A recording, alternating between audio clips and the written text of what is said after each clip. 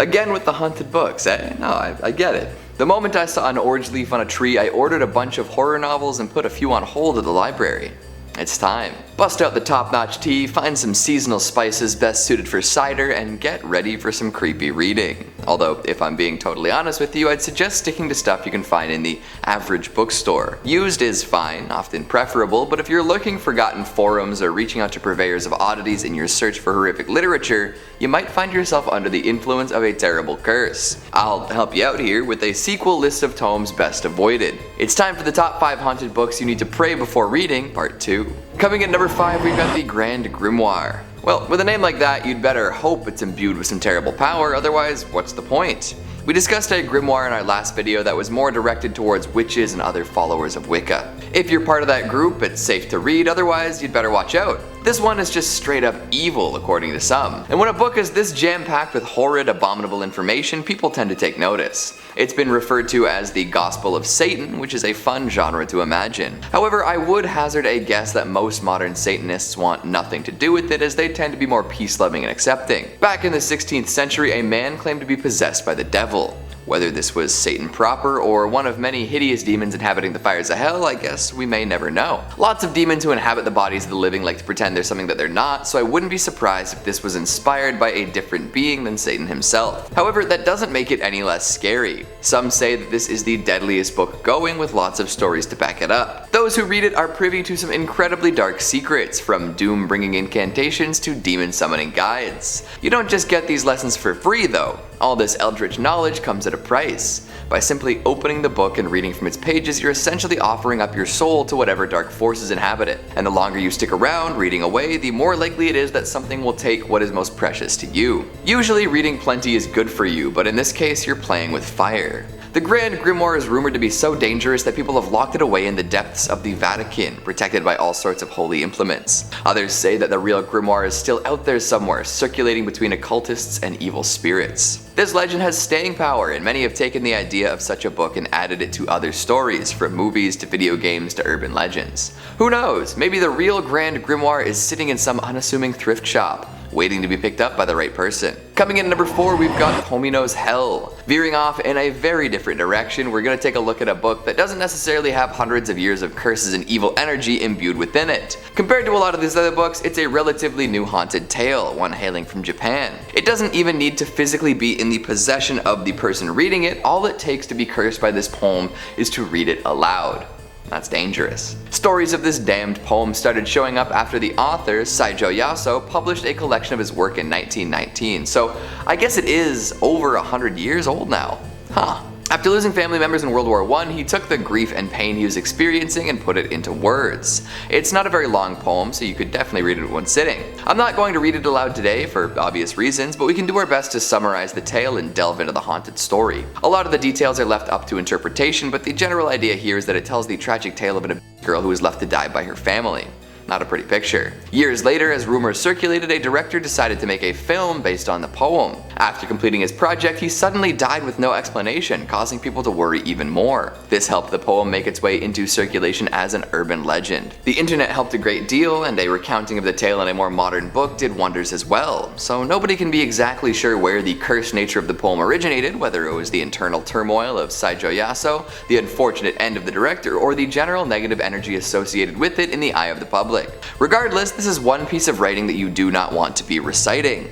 If you're extra brave though, give it a shot. Let me know how it goes. I will not be taking that risk today. Coming in at number 3, we've got the Book of Abramelin. Heading back in the direction of spellcasting and dark magic, here we have a tome written from the teachings of a mage. Apparently back in the 16th century, a traveling writer named Abraham came across an old wizened mage. This man had seen it all and was privy to some of the world's darkest secrets. The mage told Abraham all he knew, and Abraham took those lessons and wrote them down in a book. Interestingly enough, he dedicated this tome to his son. What's better than a book of forbidden knowledge from the old man, right? This mage taught Abraham many things, from how to raise the dead to how to conjure destructive spells. To achieve many of these effects, one would have to find and control their own personal demon. This act is very dangerous, as if the demon decides to break free, all hell could break loose. Literally. However, for those with the discipline and questionable morals to pull off such a feat, they could achieve things that many only dream of. Invisibility, flying, discovering hidden treasures, the works. At the turn of the 20th century, an English translation of the book was published, leading to all sorts of new rumors of curses and evil magic. So if you do manage to get your hands on a copy, be careful while perusing the contents. Coming in at number 2, the Voynich Manuscript. Mysterious and malevolent, nobody has successfully decoded the contents of this book yet. That lack of understanding may contribute to its terrible power. For now, the safest thing to do would be to leave it alone, but curiosity always kills the cat. The origins are foggy at best, with many thinking that it dates back to the 15th century. However, others claim that aliens brought this book to Earth with the intent of destroying many inquisitive minds. While the book is now surrounded by rumors and claims that it brings misfortune wherever it goes, the decoding of the contents could bring about even more misery. It's said that whoever reads the book and understands it will release a powerful curse unto the world, one that will kill them, their loved ones, and anyone who investigates it further. It could even be a doomsday prophecy, with the successful reading of it leading to worldwide destruction. It's good to be inquisitive and look for new things, but I think this mystery is one best left unsolved. And finally at number 1, we've got the Necronomicon. Literary historians would tell you that this is a made-up book invented by the father of cosmic horror himself, H.P. Lovecraft. He mentions such a tome in many of his bone-chilling stories as a source of great eldritch knowledge and a portal into realms unknown. It's a great plot device and symbol for all that man should not be privy to. However, a lot of people don't believe the story ends there. Some believe that Lovecraft lifted this idea from a real book, one that's existed for ages and brings about chaos wherever it travels. We're no strangers to horrific incantations and demonic chants on this channel, so this should come as no surprise. But leaders of cults and crazies alike would love to get their hands on this book. It's been adapted and recreated for many purposes, showing up in alternate forms in pop culture at large. Often crafted from human flesh and full of images of unimaginable horrors, those who possess it inevitably go mad and summon something horrid into our world. The original Necronomicon is rumored to be under the watchful eye of the church, while others think that scholars of the ancient arts have been studying it for time immemorial. Regardless, don't go in expecting some light summer reading. Those who learn the teachings of the Necronomicon don't often remain sane or even human. I wonder if any of these titles are available as ebooks, maybe on Kindle? It would make it so much easier to read them during my commute. An audiobook would be nice, although that could get very destructive very fast. Imagine that. People rickrolling each other with cursed knowledge, spewing cosmic horrors out of their friends' unwilling laptop speakers. Let's hope that doesn't actually happen. So, what'd you think of the list? Do you agree with my picks? Which of these haunted books spooks you the most? Make sure you let me know down in the comments. Speaking of comments, let's take a look at some of your more high energy ones from the top 5 haunted pieces of jewelry you should never wear. RJ Ehlert says, eat the gems, Keegan, start your transformation into a dragon.